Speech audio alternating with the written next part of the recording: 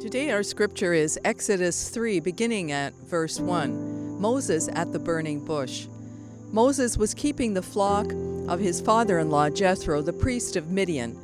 He led his flock beyond the wilderness and came to Horeb, the mountain of God. There the angel of the Lord appeared to him in a flame of fire out of the bush. He looked, and the bush was blazing, yet it was not consumed. Then Moses said, I must turn aside and look at this great sight, and see why the bush is not burned up. When the Lord saw that he had turned aside to see, God called him out of the bush. Moses, Moses, he said. Here I am. Then he said, Come no closer, remove the sandals from your feet, for the place on which you are standing is holy ground. God said, I am the God of your father, the God of Abraham, the God of Isaac, and the God of Jacob. And Moses hid his face, for he was afraid to look at God. Then the Lord said, I have observed the misery of my people who are in Egypt. I have heard their cry on account of their taskmasters. Indeed, I know their sufferings, and I have come down to deliver them from the Egyptians, to bring them up out of that land to a good and broad land, a land flowing with milk and honey, to the country of the Canaanites, the Hittites, the Amorites, and the Perizzites, the Hivites, and the Jebusites. The cry of the Israelites has now come to me. I have also seen how the Egyptians oppress them. So come, I will send you Moses to Pharaoh to bring my people, the Israelites, out of Egypt. But Moses said, Who am I that I should go to Pharaoh and bring the Israelites out of Egypt? God said, I will be with you, and this shall be a sign for you that it was I who sent you. When you have brought the people out of Egypt, you shall worship God on this mountain. But Moses said to God, If I come to the Israelites and say to them, The God of your ancestors has sent me to you, and they ask me, What is his name? What shall I say to them? God said to Moses, I am who I am. And further, thus you shall say to the Israelites, I am has sent me to you. God also said, Thus you shall say to the Israelites, The Lord, the God of your ancestors, the God of Abraham, the God of Isaac, and the God of Jacob has sent me to you. This is my name forever, and this is my title for all generations. Moses at the burning bush. When last we left Moses, he was just a babe of 3 months, left by his mother in a basket in the reeds of the Nile River. This was because of the edict of the Egyptian Pharaoh to put all Hebrew baby boys into the Nile River to die. It was an idea Pharaoh had for population control because the Hebrews were getting too numerous and the Egyptians were afraid of them. So Pharaoh ordered all the baby boys to be killed, thrown into the Nile, and hard labor was imposed on the Hebrew people to make bricks out of mud and straw. They were forced to help the Egyptians build their great edifices and architectural wonders. Well, as you might remember, the baby Moses was rescued by Pharaoh's daughter and adopted by her. Moses was raised as an Egyptian prince, even though he knew of his Hebrew birth and heritage. Then one day, many years later, the Moses we read of today is an adult approximately 40 years old. One day, Moses sees an Egyptian beating a Hebrew, one of his kinsfolk. Thinking no one is around, he kills the Egyptian and hides the body. But someone does see him. And when it got out, Pharaoh sought to kill Moses. So Moses took it on the lam, as they used to say, which meant he took off and escaped. He escapes to Midian, today Saudi Arabia. He must have been very frightened for his life because the road distance between Egypt and Saudi Arabia is approximately 2,000 kilometers. There, Moses starts a new life. He meets a shepherd family with 7 daughters, whom he assists one day. They befriend him and take him home to their father Jethro, who thanks Moses and invites him to stay on with them. Moses later is given daughter Zipporah in marriage, with whom he has a son and 2 other children. Our scripture tells us that Moses married into a priestly family. What sort of religion this was? We're not told. It probably wasn't the Hebrew religion because they were Midianites. We are also not told whether Moses, a 40-year-old by this time, had any religion at all. He was raised as an Egyptian prince in a royal household. The Egyptians had many gods. That is more than likely what Moses knew. That is why this story is pivotal in Moses' life for many reasons. But one main fact stands out. This is the first time recorded that Moses meets with the living God, the God of his ancestors. Moses had married into a shepherding family and became a shepherd in his new life. Remember, this profession of shepherding was looked down upon by the Egyptians. So Moses, a former prince, found himself in much humbler circumstances. It is suggested by commentators that God was now humbling Moses in preparation for the great work and responsibility that lay ahead of him. God had heard the cry of his people, the Hebrews, and God was preparing to lead them out of slavery and bondage into freedom. It is interesting that God chooses to meet Moses while he is engaged in his ordinary, everyday life, while Moses was shepherding in the field.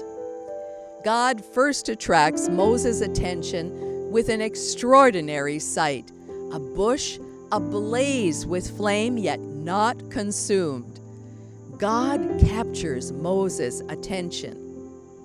Today, the monastery of St. Catherine surrounds what is thought to be the burning bush.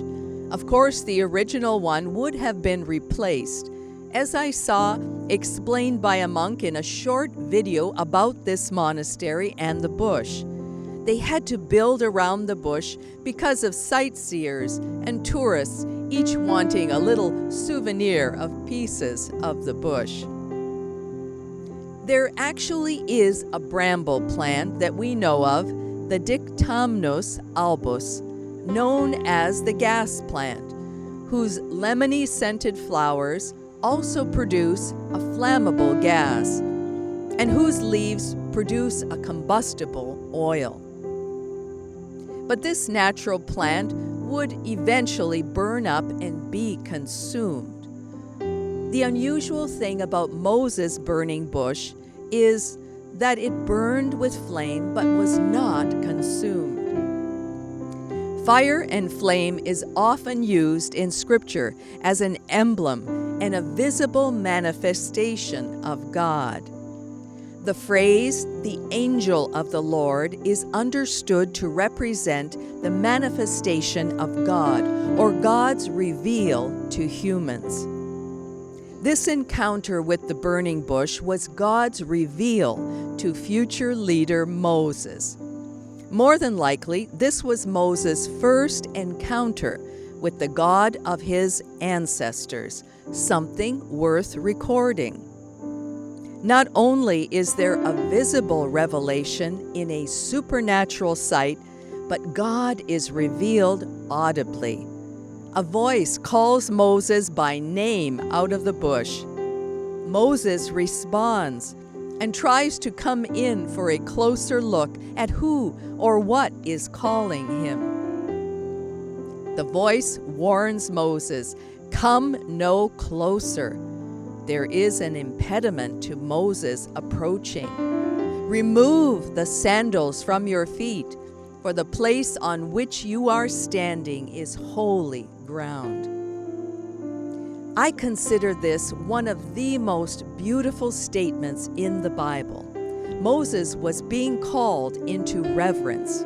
We know that even today, many religions still practice the respect, the habit of removing their shoes before entering a place of worship.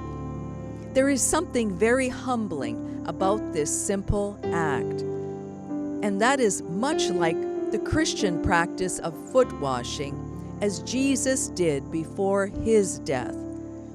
This is recreated by Christians during Lent on Maundy, Thursday. Symbolically, what does this mean, to remove your shoes when you are in the presence of God? I believe it means to divest ourselves of our worldly accoutrements, the encumbrances that we all carry with us. Perhaps for some, this is the symbols of their professions or their accomplishments, those things we have added to ourselves or acquired in this human life.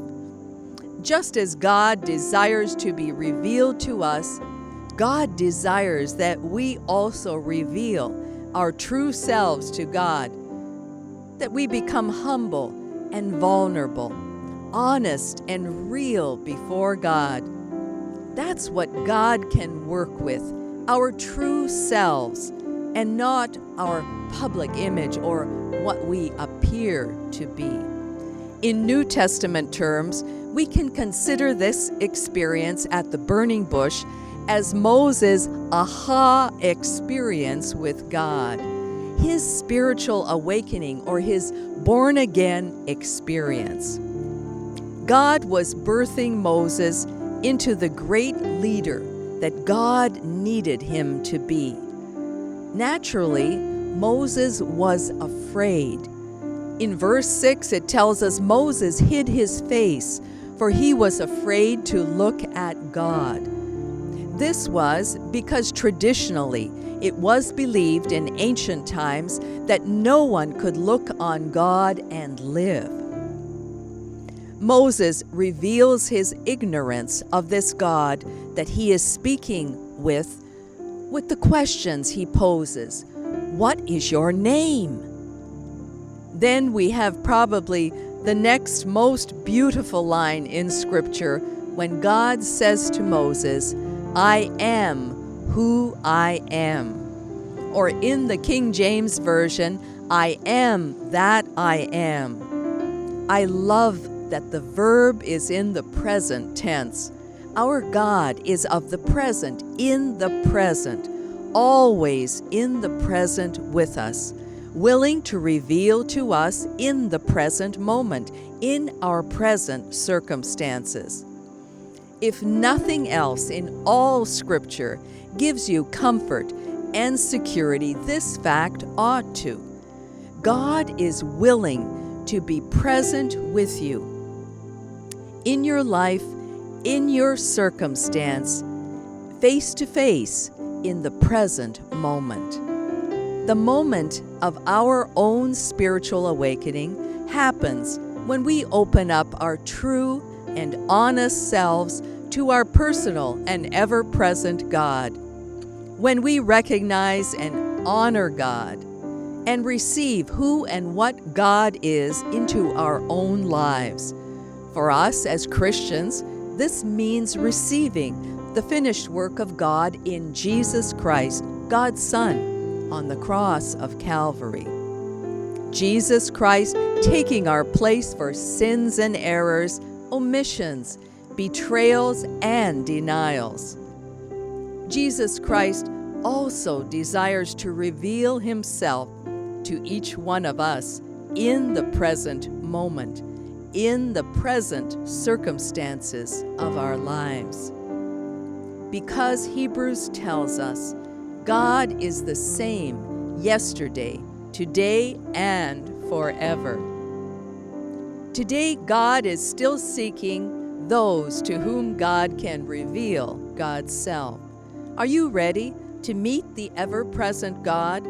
Are you willing to get to know God personally, face to face? Who knows what greatness lies in your future?